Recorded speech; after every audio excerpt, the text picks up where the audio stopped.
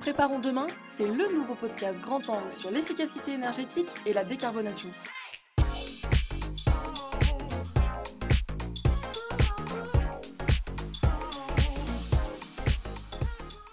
Bonjour et bienvenue dans ce premier épisode de Préparons demain dédié aux réseaux de chaleur. L'enquête annuelle sur les réseaux de chaleur présentée par le Syndicat national du chauffage et de la climatisation urbaine nous apprend que fin 2020, la France comptait 833 réseaux de chaleur urbains, alimentés à 60% par des énergies renouvelables et de récupération. Cette solution de chauffage représente un réel levier pour accélérer la transition énergétique, d'autant plus quand on sait que 20% des émissions nationales de gaz à effet de serre sont dues au secteur du bâtiment et essentiellement au chauffage. Leur essor devrait permettre à la France de décarboner son énergie conformément au pacte vert de l'Union européenne, qui a pour objectif de réduire de 55% les émissions de CO2 d'ici à 2030. Mais en la matière, la France accuse un retard important par rapport à ses voisins européens. La chaleur produite par ces réseaux couvrant seulement 5% des besoins nationaux, contre 92% en Islande ou 54% en Slovaquie. Comme mentionné par le rapport publié par la Cour des comptes en septembre, le chauffage urbain est une contribution efficace à la transition énergétique, mais qui reste insuffisamment exploitée.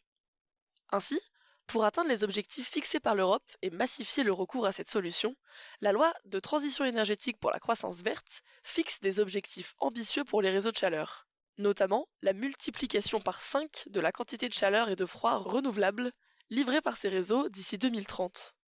Le chiffre peut paraître élevé, pourtant le potentiel est là. Rien qu'en Île-de-France, on estime que plus d'1 million de logements pourraient être raccordés aux réseaux existants. Les moyens ? Accroître le nombre d'utilisateurs de ces réseaux de chaleur sur le territoire, avec notamment le classement automatique des réseaux vertueux. En effet, courant 2022, le classement aujourd'hui optionnel deviendra obligatoire pour l'ensemble des réseaux vertueux utilisant au moins 50% d'énergie renouvelable et de récupération. Ensuite, il sera fait obligation, au terme de la loi climat et résilience, à tous les bâtiments qui désirent changer leur chaudière de se raccorder à un réseau de chaleur vertueux ou bien de prouver que la solution finalement retenue est au moins aussi vertueuse que le réseau de chaleur. Le raccordement au réseau de chaleur s'imposera aussi aux immeubles neufs dans les mêmes conditions.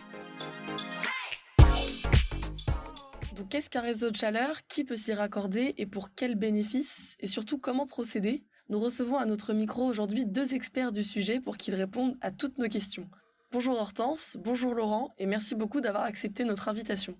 Bonjour à tous les deux. Bonjour Dorine, bonjour Hortense. Du coup Hortense, est-ce que vous pouvez commencer par vous introduire et présenter donc France Chaleur Urbaine ? Oui, merci Dorine. Du coup, je suis Hortense Fournel. Moi, je travaille pour France Chaleur Urbaine, aussi connue sous le nom de FCU. Et c'est un nouveau service public dont l'objectif est de faciliter et accélérer les raccordements des copropriétés au réseau de chaleur. Donc, c'est un service qui est développé par la DRIAT, la Direction régionale et interdépartementale de l'environnement, de l'aménagement et des transports, en partenariat avec la FNCCR, Fédération nationale des collectivités concédantes et régies. C'est un service qui permet aux copropriétaires de savoir si un réseau de chaleur passe à proximité de leur résidence, puis de bénéficier d'un accompagnement personnalisé, gratuit et sans engagement pour mettre en place un raccordement. Merci beaucoup. Laurent, bonjour. Est-ce que vous pouvez du coup, comme Hortense, vous présenter ? Oui, bonjour Dorine, bonjour Hortense. Oui, tout à fait, je peux me présenter. Moi, je suis donc Laurent d'Auvergne, responsable commercial développement au sein de la direction commerciale de la compagnie parisienne de chauffage urbain. La CPCU est une entreprise publique locale, filiale du groupe Engie. Elle est concessionnaire du réseau de chaleur de la ville de Paris. CPCU est un délégataire de services publics qui fournit aux clients de la métropole parisienne de l'énergie pour les besoins de chaleur des utilisateurs finaux. Parfait, et merci encore à tous les deux pour votre présence. Pour commencer et entrer dans le vif du sujet, est-ce que Laurent, vous pouvez nous expliquer concrètement qu'est-ce qu'un réseau de chaleur ? Alors ouais, on va essayer de faire un peu simple parce qu'un réseau de chaleur peut varier de tout au tout en fonction de sa localisation. Mais un réseau de chaleur, c'est quoi ? C'est un véritable chauffage collectif à l'échelle d'une ville. Le réseau de chaleur urbain alimente tout type de bâtiments pour les besoins de chauffage et d'eau chaude sanitaire. Les bâtiments concernés sont bien sûr les logements, les bureaux, les écoles, les musées, les bâtiments publics. Cette chaleur peut être également, dans certains cas, utilisée dans le milieu industriel en rentrant comme vecteur d'énergie d'un process technique. Très bien. Et donc concrètement, comment est-ce que cela fonctionne? Alors, on va rentrer vraiment dans le vif du sujet. Donc, le réseau de chauffage urbain est composé d'unités de production de chaleur, d'un réseau de canalisation qui achemine la chaleur sous forme de vapeur ou d'eau chaude chez les utilisateurs finaux, et d'un poste d'échange situé en pied d'immeuble. Alors voilà, on va rentrer dans le concret, comment ça marche. Donc la chaleur est produite en chaufferie à partir d'un bouquet diversifié de sources d'énergie. Cette chaleur produite est acheminée à travers la ville via un réseau de canalisation souterraine. La chaleur acheminée par le réseau est livrée chez le client via un poste d'échange thermique. Dans le cas de la livraison sous forme de vapeur, qui est le cas du réseau de chauffage de la ville de Paris, en majorité, quand cette vapeur a cédé ses calories au circuit secondaire du client, on peut parler de radiateur ou d'eau chaude sanitaire, elle se condense et se transforme en eau qui, elle, est retournée via l'aide d'un second réseau vers un second réseau de canalisation, vers les unités de production. Les chaufferies et l'ensemble du réseau sont monitorés 24 heures sur 24 grâce à une salle de contrôle qui pilote et surveille la production d'énergie et également veille à la bonne circulation du fluide dans le réseau souterrain.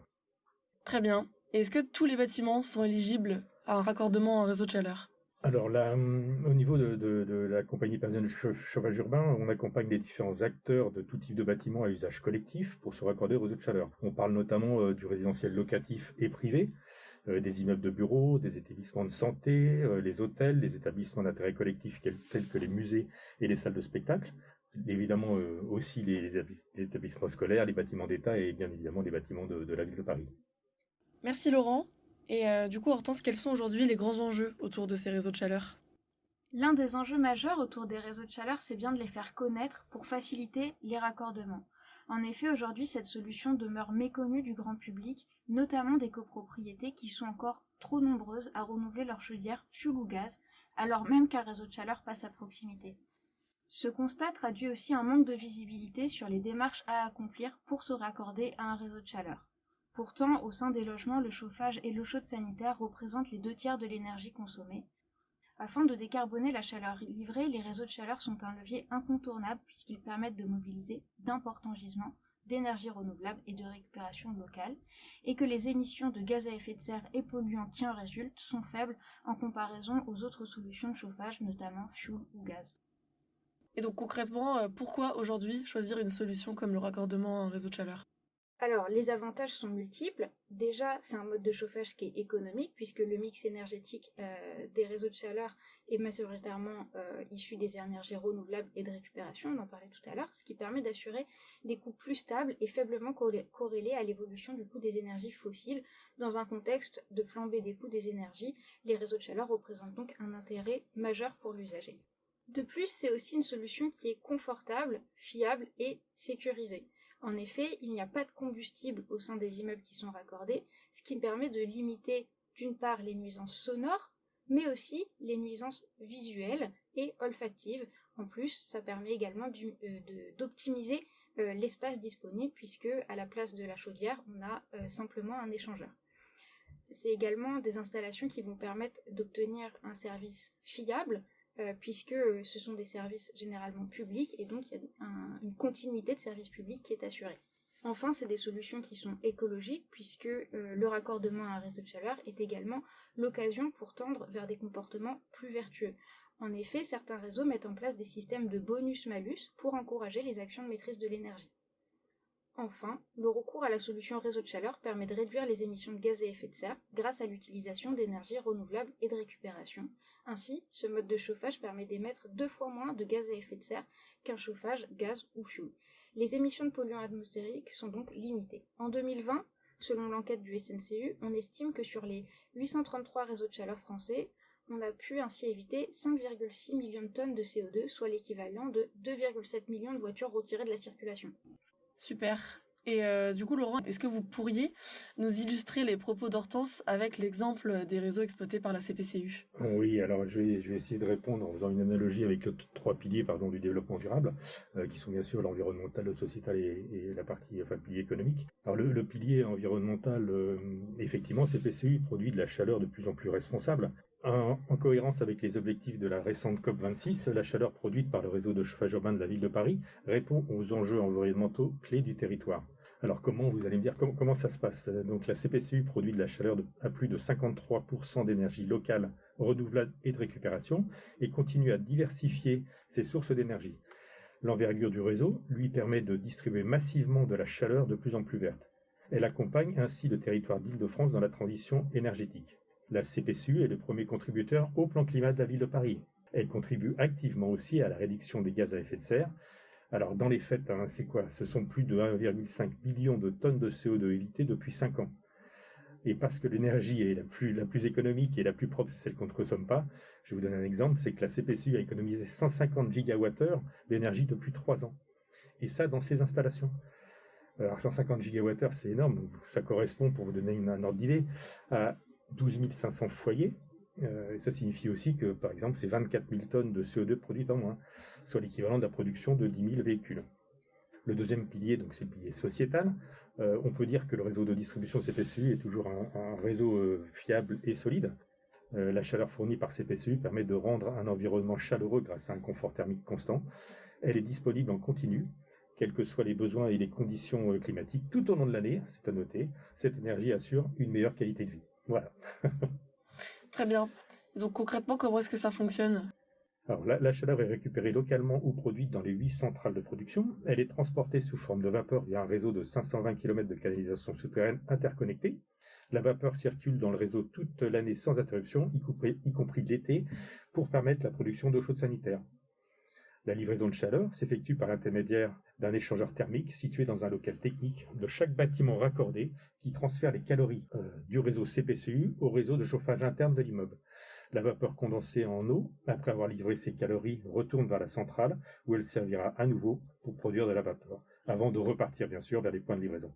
La fourniture de chaleur par le réseau fonctionne ainsi en circuit fermé. Le dernier pilier, c'est le pilier économique. Donc effectivement, le prix de la chaleur du réseau parisien de chauffage urbain CPCU devient durablement plus avantageuse que celui des autres énergies de chauffage à Paris. Alors vous allez me demander pourquoi. La chaleur est produite à partir de sources d'énergie majoritairement renouvelables et de récupération. C'est pourquoi son prix est plus stable dans la durée, car il est moins corrélé à la fluctuation du prix des énergies fossiles. Alors c'est pourquoi aussi les clients du réseau de chaleur bénéficient d'une TVA réduite à 5,5% grâce au mix du bouquet d'énergie primaire qui dépasse les 50% d'énergie renouvelable et de récupération. Enfin, pour finir, la taxe carbone est moindre, tandis qu'elle va durablement continuer d'augmenter sur les énergies fossiles. Me voilà convaincu. On a longtemps abordé les avantages pour les bénéficiaires du raccordement, mais je tiens aussi à ajouter qu'il est possible d'être fournisseur d'énergie pour ces réseaux de chaleur. Cela peut représenter notamment une opportunité pour les industriels qui ont la possibilité donc, de valoriser les gisements de chaleur fatale qui sont présents sur leur site en les revendant à un réseau de chaleur. Ils valorisent ainsi leurs gisements au lieu de les perdre et contribuent à augmenter la part d'énergie renouvelable et de récupération des réseaux tels que celui de CPCU. Concrètement, maintenant, si je décide de me raccorder, comment est-ce que je peux procéder? Alors, l'idée derrière France Chaleur Urbaine, c'est de permettre à chacun de se renseigner et notamment de renseigner son adresse via un simple moteur de recherche pour voir si un réseau de chaleur passe à proximité. Le cas échéant, les copropriétaires ou leur syndic peuvent alors bénéficier d'un accompagnement personnalisé et gratuit pour envisager un raccordement, et ce sans engagement de leur part.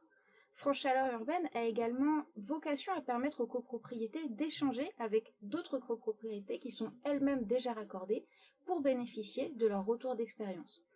Parallèlement, nous avons mis en place sur notre site différents documents pour permettre aux copropriétaires d'être informés et guidés dans leur démarche et ainsi leur permettre d'opter en toute sérénité pour le raccordement à un réseau de chaleur qui est une solution écologique et économique. Pour illustrer ces propos, nous avons construit un partenariat avec la CPCU sur le territoire parisien afin d'une part apporter des réponses concrètes aux copropriétés, mais d'autre part également pour voir quelles pourraient être les possibilités de mutualisation en vue de diminuer les frais de raccordement. Et si je souhaite solliciter CPCU, est-ce qu'il y a une procédure à suivre? Alors c'est assez simple, nous avons besoin de certains éléments en première approche, la localisation du bâtiment et du futur point de livraison de la chaleur. De la puissance thermique à mettre à disposition du branchement, de l'activité principale de votre bâtiment, les mètres carrés de surface chauffée, et dans le cas du logement, le nombre d'appartements, l'usage de la chaleur, chauffage et ou eau chaude sanitaire, et la date de mise en service souhaitée. Et une fois que j'ai fourni toutes ces informations, comment ça se passe? Alors, on peut évoquer 5 étapes principales. Donc, l'étude de la demande. Vous avez une équipe commerciale et technique dédiée qui étudie la faisabilité et les modalités de raccordement du bâtiment au réseau de chaleur. Dans un deuxième temps, une fois qu'on aura analysé les besoins de votre bâtiment, on va vous faire une offre de raccordement et vous recevrez donc une proposition commerciale qui inclut le descriptif des travaux de raccordement, les conditions financières, un planning prévisionnel de travaux et également les informations nécessaires à la réalisation de vos postes de livraison. Après, il vous incombe la décision du raccordement, donc c'est le troisième point. Vous acceptez bien sûr notre offre de raccordement et nous contractualisons nos engagements par un contrat de fourniture de chaleur. Après, vous avez donc une part de réalisation des travaux qui intervient sur le quatrième point. Donc la CPCE réalise les travaux de votre raccordement au réseau. Vous faites réaliser les travaux de votre poste de livraison de chaleur, éventuellement par nos soins, dans le cadre d'une prestation complémentaire. Et le cinquième point, donc c'est la mise en service du raccordement. Vous allez pouvoir bénéficier du service public de chauffage urbain de la ville, qui fournit en continu une chaleur agréable et durable. Très bien, merci pour ces informations. Est-ce que l'un d'entre vous souhaite ajouter quelque chose avant de conclure ? Oui, en conclusion, je voudrais ajouter que France Chaleur Urbaine, c'est une solution qui repose sur un contrat de confiance et des échanges réguliers avec les collectivités compétentes et gestionnaires de réseau, parce qu'elle a pour ambition d'accroître la visibilité des réseaux de chaleur de manière à accélérer les raccordements. Ainsi, les acteurs territoriaux peuvent jouer un véritable rôle de relais pour porter à connaissance cette solution, via notamment son partage auprès des prospects éventuels, mais également auprès des conseils de quartier. De plus, ils peuvent également contribuer à la mobilisation des copropriétés motrices déjà raccordées en vue d'accroître les partages de retours d'expérience via les copropriétés ambassadrices. Parallèlement, France Chaleur Urbaine, c'est aussi un service qui vise à accompagner les acteurs publics et privés de la rénovation énergétique et à travailler en étroit partenariat avec ces acteurs afin de pouvoir, ensemble, promouvoir davantage et plus facilement la solution réseau de chaleur. Et c'est dans cette optique que nous mettons en place en 2022 un outil métier. Merci beaucoup Hortense. Laurent, est-ce que vous vouliez ajouter quelque chose ? Oui, merci. Alors je dirais que dans le cadre de la transition énergétique, l'État considère les réseaux de chaleur comme l'un des principaux moyens pour atteindre les objectifs que la France s'est fixés. Grâce à nos savoir-faire et notre expertise pour vous faire franchir le cap de l'énergie verte, nous saurons vous accompagner sur les projets de rénovation énergétique de vos bâtiments avec la pertinence et les prestations les plus adaptées. Et également, en vous faisant bénéficier d'aides financières telles que la valorisation des certificats d'économie d'énergie. Je dirais simplement pour conclure également que dans le contexte actuel du réchauffement climatique, le réseau de chaleur de la ville de Paris doit devenir une évidence. Nous sommes tous acteurs et concernés par le devenir des générations futures. Nous l'avons compris, le réseau de chaleur représente un atout majeur pour accélérer la transition énergétique et écologique, et plusieurs acteurs œuvrent en faveur de la massification de ce mode de chauffage. D'abord, en facilitant l'accès aux informations nécessaires pour étudier l'opportunité d'un raccordement, grâce à des solutions comme France Chaleur Urbaine, mais aussi en mobilisant des sources de financement. Malgré qu'en 2020 et 2021, un tiers des 350 millions d'euros d'aide du Fonds Chaleur de l'ADEME étaient dédiés au réseau de chaleur, cela ne semble pas être suffisant pour inciter au passage à l'acte. Afin de multiplier par 3 le nombre de réseaux de chaleur d'ici 2030, il faudra augmenter les subventions. L'ADEME vient d'ailleurs de publier son budget sur l'année 2022 et prévoit plus de 370 millions d'euros pour le fonds chaleur. Parmi les autres pistes à étudier, nous pouvons citer MaPrimeRénov'. Mise en place en janvier 2020, elle vise à financer des travaux permettant un gain écologique. Parmi les opérations finançables, on retrouve notamment le raccordement à un réseau de chaleur collectif s'il est alimenté, en majorité, par des énergies renouvelables. Mais ce n'est pas la seule prime qui existe. Comme mentionné par Laurent, le dispositif des certificats d'économie d'énergie, C2E, a été mis en place pour inciter les consommateurs d'énergie à faire des économies grâce à des primes financières. Parmi celles-ci figure notamment le raccordement à un réseau de chaleur, et s'ajoutent à cela diverses bonifications, dites coup de pouce, pour augmenter le montant de ces primes, comme dans les cas de rénovation globale ou pour les remplacements d'équipements de chauffage dans les bâtiments tertiaires. Les primes C2E sont d'ailleurs cumulables avec le fonds chaleur. Dans ce contexte, Certiénergie et Solutions travaillent aux côtés de la CPCU pour valoriser les C2E et ainsi permettre à leurs clients d'obtenir des primes financières pour leur raccordement.